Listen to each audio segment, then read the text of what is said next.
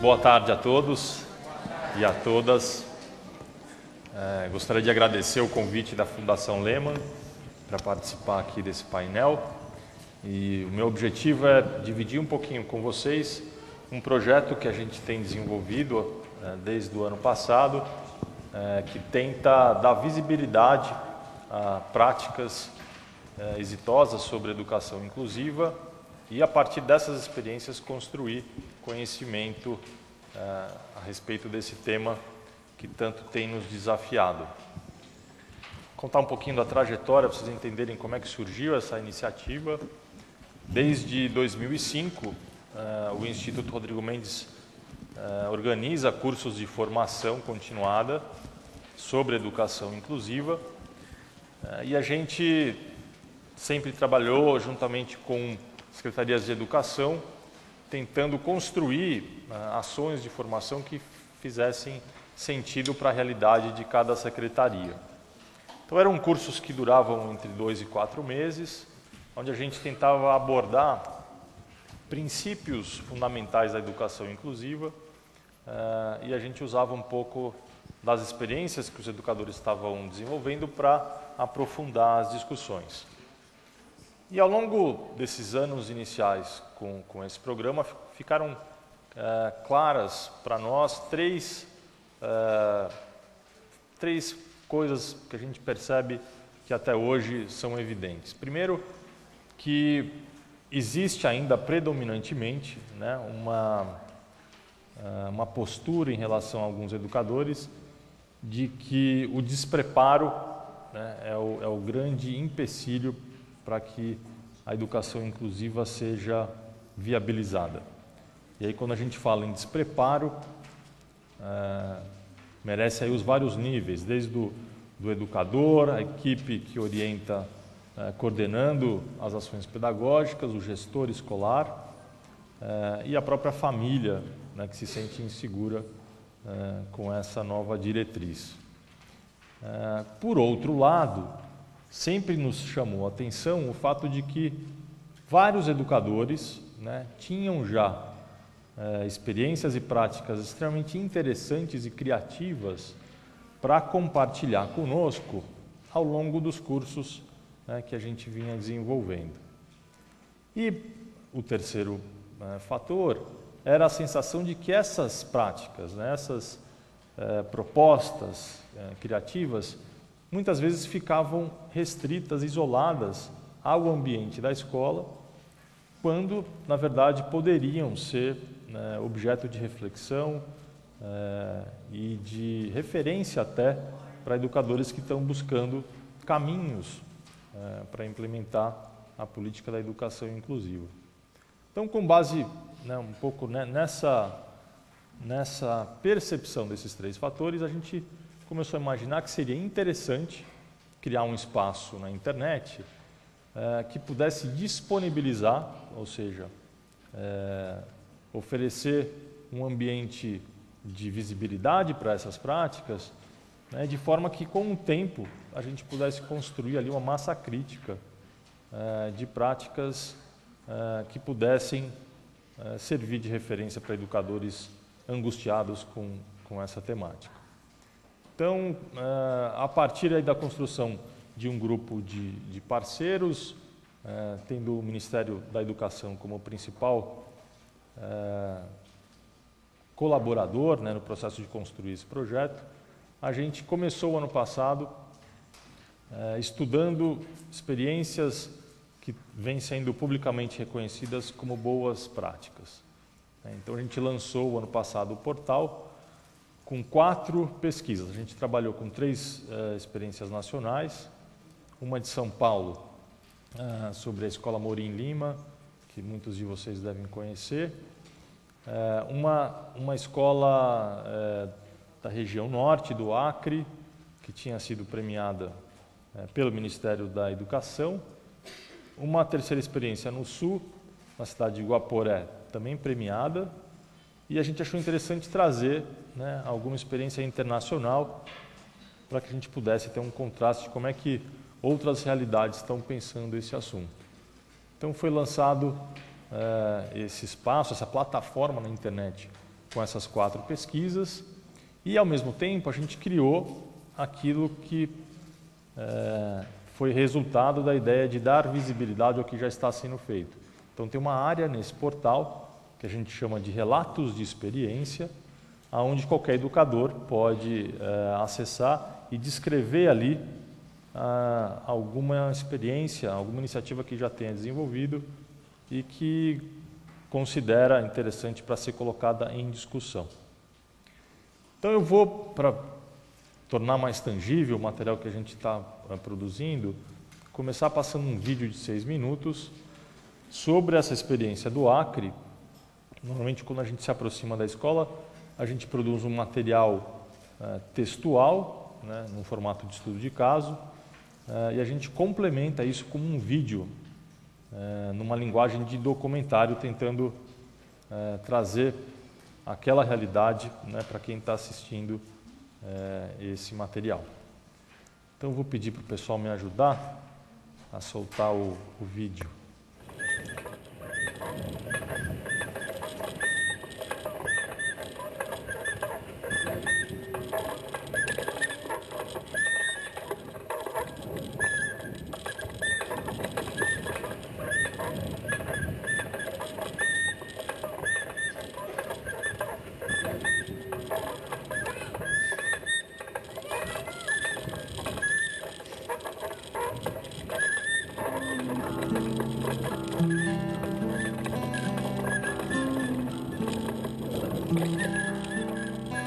Desde que o mundo é mundo, existem pessoas diferentes, então as pessoas têm que se acostumar. O sábado é bastante sociável, ele está na igreja, em tudo, ele está em todo lugar. Quando se passou a adotar o modelo da educação inclusiva nas escolas, e o atendimento aos portadores de deficiência física, aos portadores de necessidade especial, deixou de ser feito exclusivamente pelos centros de atendimento especializado e passou a ser realizado nas escolas, a primeira consequência foi a ampliação maciça da quantidade de atendimento. Então foi a partir do ingresso dessas crianças aqui que nós começamos a pensar a mudança, né, não só no projeto arquitetônico, como na organização pedagógica administrativa e na prática pedagógica. Muitas vezes o professor pensa que trabalhar com alunos com deficiência é trabalhar individualizado, trabalhar separado, atividades diferentes, sendo que não é isso. Nós planejamos de modo geral e algumas atividades que possam chegar a esses alunos. Eu sou a mais nova aqui da escola, então eu preciso de muitas ideias, né? Para poder assim, porque eu não aceito isso de dizer, eles são especiais, não precisa aprender. Que é isso, eu não aceito isso não. Vocês estão na escola para aprender algo. Nós temos alunos com baixa visão, por exemplo, que o caderninho dele é especial, tem umas pautas mais legíveis. As avaliações que são feitas, elas são adaptadas, né, uma letra maior, em negrito. Então a gente tem todo esse cuidado. Cada aluno tem a sua pasta, nessa pasta tem o estudo de caso, tem o plano de aula de cada um. O portfólio é a organização do atendimento na sala de recursos multifuncionais. O compromisso com o acolhimento das diferenças começa no projeto político-pedagógico e se desdobra nas ações de planejamento, na prática em sala de aula e no processo de avaliação dos educandos. E a cada bimestre, né, o professor, o coordenador, estamos ali de mãozinha dadas para avaliar o aluno dentro do que ele conseguiu fazer. E o que ele ainda não conseguiu, como se lidar com isso, né? Vamos replanejar nossas metas, né? Olha, para esse menino isso não deu certo. Como que eu posso estar trabalhando com o SAV, com a comunicação, fazendo a prancha de comunicação, trabalhando com os olhos? Eu tenho que explorar o que ele pode me dar de retorno. Agora, né, vamos estudar o alfabeto. Vocês querem aprender o alfabeto? Querem? Libras? Olha a letra C. Todo mundo fazendo a letra C. A gente está realizando a oficina de Libras, né? Todos os meses nós fazemos nas escolas. E a gente vem com o objetivo de que o aluno surdo e todos os coleguinhas também possam aprender Libras. Qual é o grande problema na escola? É metodologia, é estratégia para ensinar o aluno surdo. E aí entra que precisa recurso visual. Os professores, na grande maioria, trabalham 2, 3 turnos, não têm um tempo suficiente para esse preparo. Então, nós estamos aqui para dar esse suporte. Só que esse nosso trabalho, ele não vai só para o surdo, e sim, ele envolve todos os alunos da sala de aula. Você gosta da escola?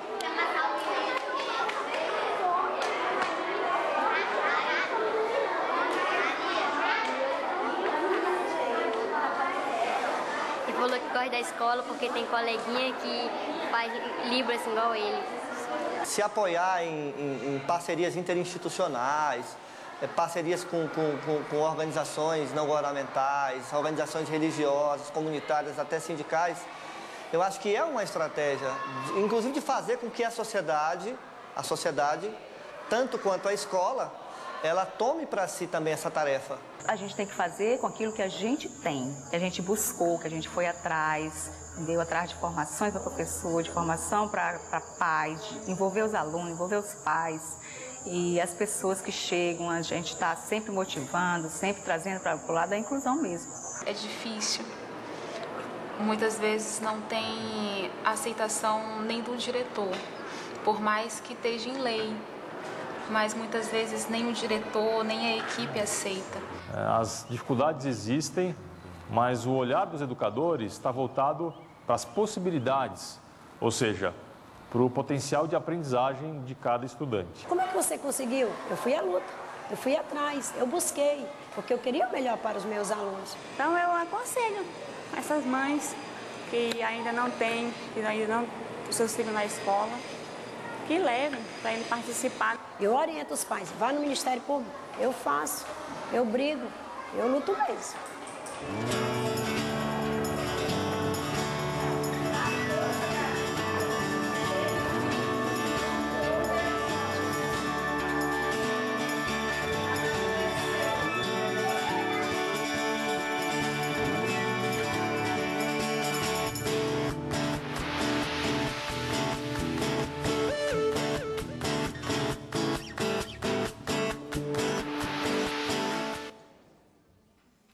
Então, queria falar um pouquinho como é que a gente se organiza em termos de equipe para desenvolver esse trabalho de pesquisa e como é que então a gente tem avaliado as experiências consideradas boas práticas no Brasil e fora. Eu vou pedir o PowerPoint. Deixa eu passar. Pode pular mais um. Podemos ir mais um.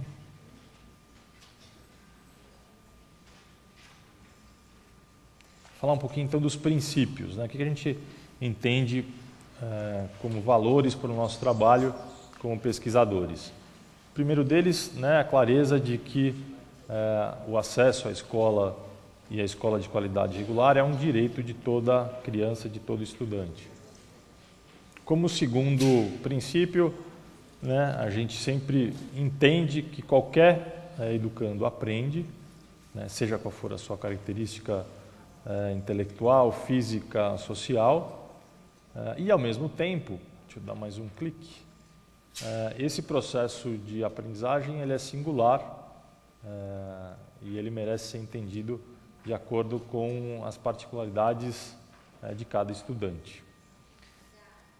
O terceiro valor aí para a gente é a clareza, o quarto princípio é que, no fundo, quando a gente pensa o ambiente heterogêneo, o ambiente de convívio entre diferenças, a gente parte da premissa de que esse é um ambiente mais interessante, um ambiente que pode colaborar para qualquer estudante, né, não só segmentos que são tradicionalmente excluídos, ou seja, a possibilidade, né, de você ter toda a sua formação em contato com formas de pensamento, histórias de vida, histórias até de formação é bem mais interessante para você desenvolver sua pluralidade, a sua percepção em relação à empatia e até para o desenvolvimento de competências intelectuais. E o último princípio, o quinto, a gente entende que a construção de uma educação efetivamente inclusiva, ela pressupõe, né, a participação de diversos atores.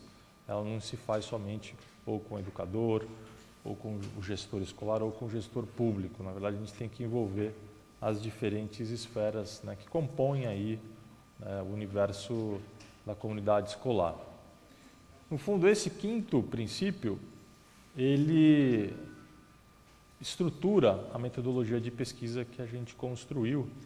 Deixa eu dar mais um clique. Essa figura ajuda a entender um pouquinho como é que a gente sistematiza as experiências que a gente visita, né, e que a gente pretende cada vez mais tornar públicas.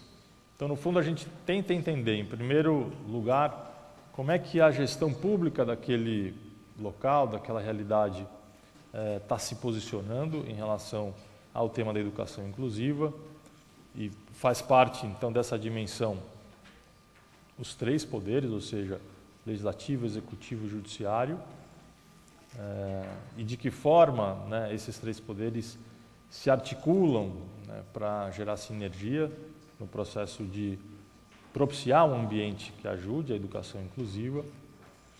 A segunda dimensão, ela diz respeito ao gestor, né, aos diretores de escolas, como é que é o processo de liderança, qual que é a competência técnica em relação a esse assunto, e como é que ele constrói um ambiente onde uma cultura pode ser desenvolvida pensando o convívio com as diferenças.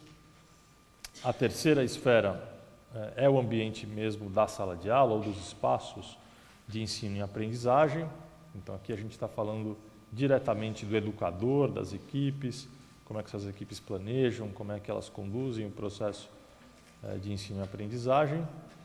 E por fim a gente tem duas esferas, normalmente externas ao ambiente da escola em si. A gente tem o que a gente chama de parcerias, ou seja, outras organizações ou até mesmo pessoas físicas, profissionais que se aproximam da escola, né, tentando oferecer a sua expertise para ajudar a equipe, ajudar aquele ambiente, né, a transformar o ambiente da escola. E, por fim, as famílias. E as famílias a gente tem que ter sempre um olhar cuidadoso, porque a gente pode ter certas famílias que apoiam, que são atores importantes nessa construção da educação inclusiva, como a gente tem famílias resistentes, famílias que precisam ser orientadas, né, de forma a entender o que está sendo proposto. Então, a esfera da família também tem sua complexidade. Quando a gente pensa, por exemplo, na experiência de Rio Branco, que rapidamente a gente apresentou, a gente consegue ver claramente pelo menos 4 dessas esferas, né, sendo ali trabalhadas e apresentando diferenciais em relação à articulação, em relação à maturidade, né, de forma que lidam com a educação inclusiva. Então, a gente teve a chance de conversar pessoalmente com os secretários de educação estadual e municipal.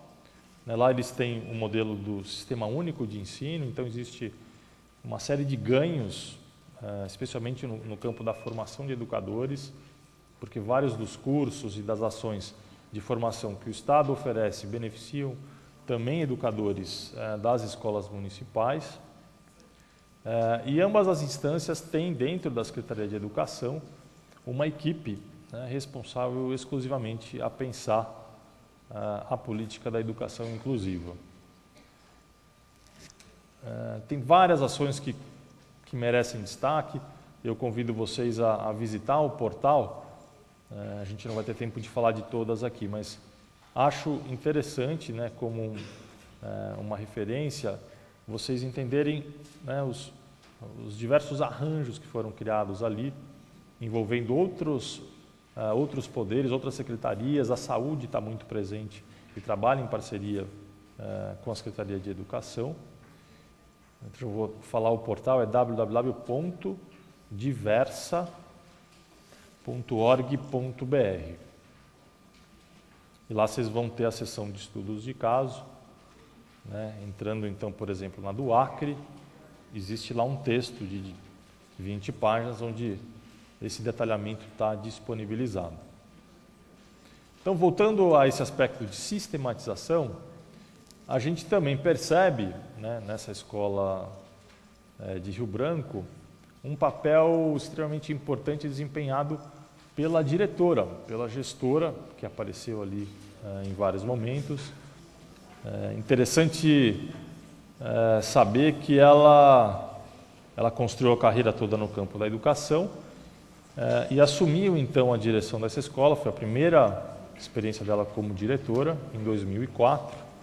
Era uma escola nova, né, tinha acabado de ser criada, e ela pessoalmente não tinha experiências anteriores com a educação inclusiva, né? Ela assume que para ela foi um susto, não tinha segurança e nem amplitude de conhecimento sobre as várias especificidades e temáticas que estão dentro desse grande assunto. E aí, o que ela fez, né, segundo ela, a primeira atitude foi estudar, né? Ela se aproximou da legislação nacional, procurou suporte do Ministério da Educação e, junto com a equipe, então passou a se dedicar semanalmente para dominar o assunto, né? E hoje, você conversando com ela, você percebe que é uma pessoa que tem clareza do detalhe, né, tanto da legislação como aspectos pedagógicos, de linhas mais contemporâneas que pensam essa questão. Por outro lado, ela foi pedir ajuda. Então, ela se aproximou das secretarias de educação e começou, então, a solicitar demandas específicas da própria escola. Então, apesar de já ter uma série de serviços que são oferecidos para toda a rede da região, né, ela conseguiu, por exemplo, que a escola recebesse cuidadores, né, num formato e num contexto que fosse suficiente para atender o grupo de alunos com algum tipo de deficiência que precisavam desse serviço, né? E com isso ela foi uma pessoa muito habilidosa, muito carismática. Ela foi construindo então uma rede de parceiros, o que impressiona, porque é uma escola de periferia, enfim, numa região degradada da cidade, e ela consegue, com essas parcerias, né, atender as várias especificidades que são atendidas na escola.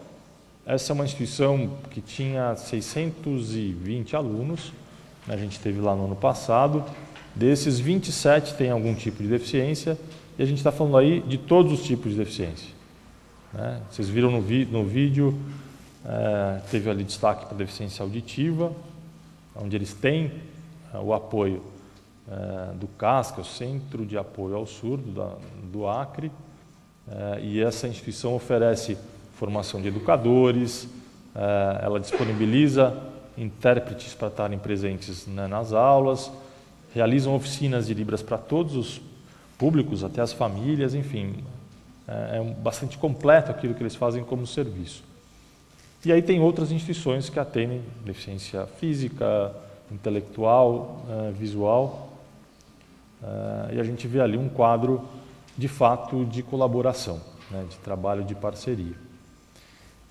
Com relação à terceira esfera, né, pensando na estratégia pedagógica, também existe lá uma realidade de criatividade, né, de quebra de padrões, mas rapidamente citando aquilo que me parece mais importante, existe uma rotina na escola diária de planejamento. Então,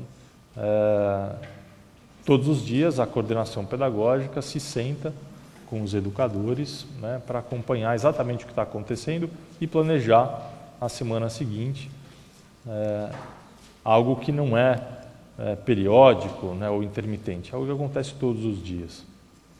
eles conseguiram implementar o modelo do AEE, do atendimento educacional especializado, né? Então, dentro da escola tem uma sala de recursos com 2 profissionais que trabalham em período integral. E é importante também reparar que essas profissionais participam, né, dessa rotina de planejamento. Então, não existe uma distância, né, entre o educador da sala de aula regular e o educador especializado.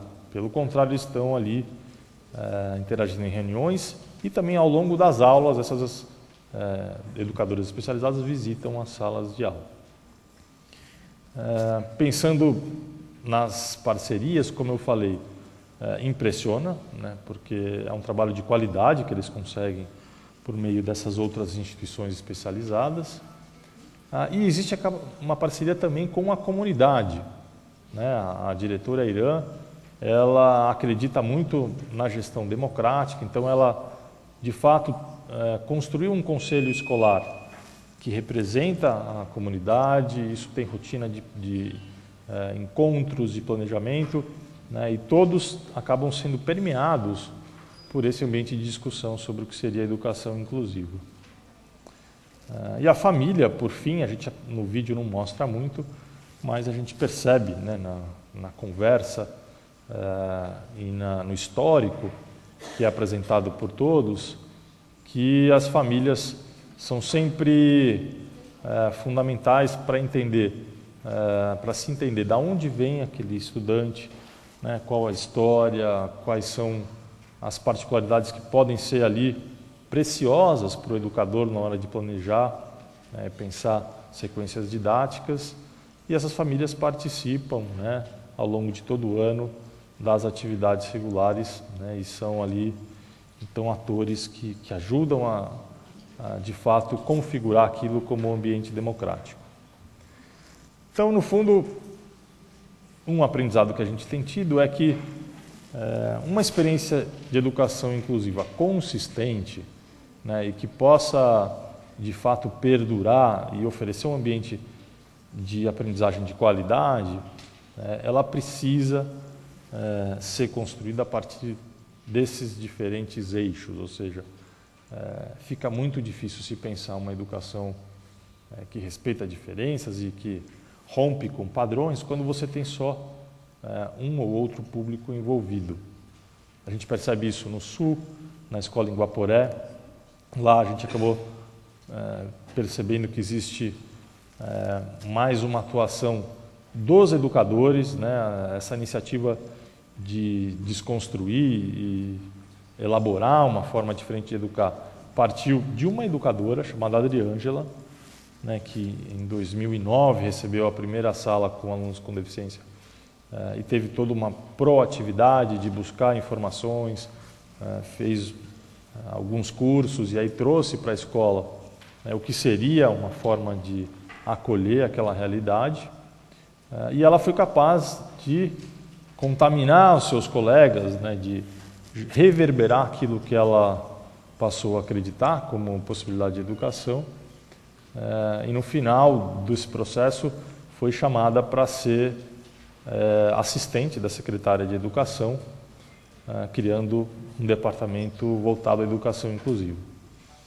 Então, ali a gente vê também a parceria com o Ministério Público, né, a APAE local, apesar de ter ainda uma série de inseguranças e de se colocar muitas vezes em dúvida sobre o seu papel, tem se mostrado aberta, né, para trabalhar como uma parceira da escola. Então, acho que o aspecto da parceria é importante, e a política pública local também está comprometida com as diretrizes nacionais. Isso a gente percebe desde o prefeito até a secretária de Educação, quando ela apresenta o que ela tem como proposta.